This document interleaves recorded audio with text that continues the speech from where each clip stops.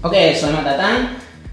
Di video kali ini kita akan belajar seputar term yang belakangan ini banyak dimention oleh public figure, content creator, dan juga pelaku-pelaku teknologi. Apa itu? Empati. Jadi belakangan banyak orang yang selalu mengatakan bahwa untuk bisa survive dan compete di era artificial intelligence, maka yang paling penting dikembangkan dan dilatih oleh manusia adalah sense-nya, atau bagaimana dia bisa berempati terhadap situasi atau objek yang ada di sekitarnya. Kalau dalam konteks desain bagaimana desainer bisa berempati kepada kliennya di satu sisi, dan berempati juga kepada audiens yang akan melihat desainnya atau yang akan menerjemahkan informasi dari desainnya gitu. Kalau misalnya produk teknologi, bagaimana satu produk teknologi itu bisa dikembangkan dengan memahami core problem dari orang-orang yang dia target sebagai penggunanya. Itulah empati. Kalau misalnya di satu bisnis sama juga, bahwa dia membuat satu layanan atau produk yang itu menyelesaikan masalah-masalah inti atau masalah yang sangat mendasar di pelanggan atau usernya gitu. Apa sih empati itu dan apa bedanya empati dan simpati? Nah, ini teman-teman bisa cari tahu juga ya. Tetapi sepemahaman saya, bedanya itu adalah kalau simpati itu kita meletakkan diri kita itu ada di luar objek itu, ada di luar dari orang yang kita sasar gitu atau yang kita target. Misalnya saja ketika kita melihat presenter yang sedang gugup, atau misalnya kita melihat orang yang kesandung batu kemudian jatuh, maka simpati itu adalah rasa yang muncul berupa iba, kasihan. Kemudian dari sana kita membantu mereka untuk mungkin menenangkan mereka, memberi pengertian lah gitu ya. Dan itulah wujud empatinya gitu. Wujud simpatinya, sorry. Sedangkan kalau empati itu adalah kita bergerak selangkah lebih dalam lagi. Kita itu berdiri menggunakan sepatu orang. Dalam artian ketika orang mengalami masalah, kita itu menempatkan diri kita sebagai orang lain tersebut. Bagaimana rasanya kalau misalnya kita ada di posisi mereka gitu. Kita akan jadinya membuka perspektif yang lebih luas, lebih dari sekedar kasihan, dan kita akan mendapati kenapa sih dia bisa mengalami masalah seperti itu. Nah, dari sana kemudian kita bisa mendapat core problemnya gitu. Sehingga solusi yang kita berikan bukan cuma menenangkan mereka, menunjukkan rasa iba kita, bukan. Tetapi kita akhirnya membuat satu solusi yang dimana solusi itu matter dengan orang ini. Karena solusi yang kita pikirkan itu bisa menyentuh hal yang paling mendasar dari orang atau objek yang kita bicarakan tadi atau yang kita target tadi.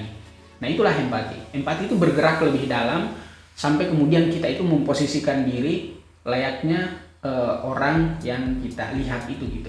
Kita berdiri menggunakan pijakannya mereka, kita memandang berdasarkan perspektifnya mereka gitu. Sehingga itu bisa lebih jujur, lebih natural. Nah, apa fungsi empati dalam dunia teknologi dan juga bisnis? Mungkin teman-teman yang penggelut di startup ini sudah sangat lazim dipakai ya. Berempati kepada user, berempati kepada konsumen. Itu hal-hal yang biasanya terdengar pada saat sesi brainstorm, pada saat planning untuk membuat satu fitur atau layanan baru. Jadi proses berempati itu adalah proses yang dimana kita akhirnya mempelajari user dengan sungguh-sungguh atau mempelajari customer dengan sungguh-sungguh. Sampai kemudian kita benar-benar tahu masalahnya. Pengalaman juga bahwa sebenarnya kita kan entah kita punya referensi atau tidak, kita itu pasti punya asumsi. Saya kurang tahu teorinya akan seperti apa, tapi orang yang tidak punya referensi pun itu biasanya punya asumsi. Nah, setiap asumsi itu akan diverifikasikan harusnya. Jadi kita bisa memvalidasi asumsinya benar atau salah nanti setelah terverifikasi. Nah, semua proses itu, proses membangun asumsi itu bisa muncul dari kita mempelajari atau mengenal pelanggan atau usernya terlebih dahulu, baru kita membuat semacam ide gitu kan. Nah, itu bisa seperti itu. Tetapi ada juga orang yang tidak melakukan itu. Nah, tentu akan beda di sini. Ide yang lahir dari pendalaman kita terhadap manusianya langsung, terhadap konsumen atau terhadap usernya, itu akan lebih solid gitu dan lebih relevan dibandingkan mereka yang tidak melakukan hal yang sama gitu. Kemudian setelah kita punya ide, itu kan masih ide kan. Akhirnya kita juga punya kepentingan gitu ya, kepentingan untuk memvalidasi apakah ide saya ini benar-benar valid atau tidak. Nah, di sana kita akan ke user lagi atau ke konsumen lagi untuk validasi. Tapi ada juga orang yang tidak melakukan validasi, tapi tentu hasilnya akan beda. Nah, itulah proses empati yang terus dilatih. Setiap kita memikirkan sesuatu, kita akan menggalinya langsung dari user gitu. Sampai kemudian kita dapati sesuatu yang benar-benar matter di user kita, yang nantinya akan kita implementasikan dalam desain, dalam produk, atau dalam bisnis dan layanan kita. Terkait artificial intelligence, ya ini sesuatu yang sangat menantang ya. Dan harusnya satu yang perlu digarisbawahi bahwa di era ini semuanya berangkat dari nol lagi gitu kan. Bahkan ada yang berangkat dari minus. Kenapa mereka berangkat dari minus? Ya karena mereka sudah punya pakem, status quo yang itu mereka susah rubah. Sementara eranya berubah gitu. Otomatis mereka akan meruntuhkan dulu nih status quo atau pakem-pakem yang mereka yakini benar gitu. Misalnya banyak hal yang masih dikerjakan secara manual gitu kan, dan itu tidak mau beralih, itu kan berangkatnya dari minus jadinya. Tantangannya adalah kita semua juga hard skill yang selama ini kita miliki itu sangat potensial digantikan oleh AI. Bahkan pekerjaan-pekerjaan yang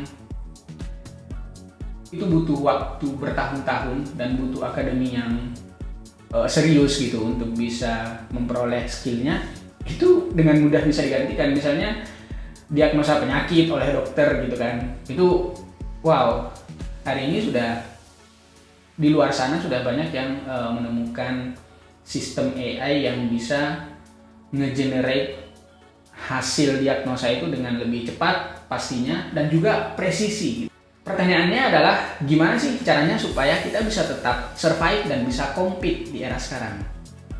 Maka balik lagi ke penjelasan awal bahwa yang perlu kita latih itu adalah sense kita, kemampuan kita membaca nuansa, bagaimana kita berempati terhadap orang lain. Kenapa? Karena ke depan kita semua akan menggunakan AI kan untuk urusan kita di banyak aspek gitu.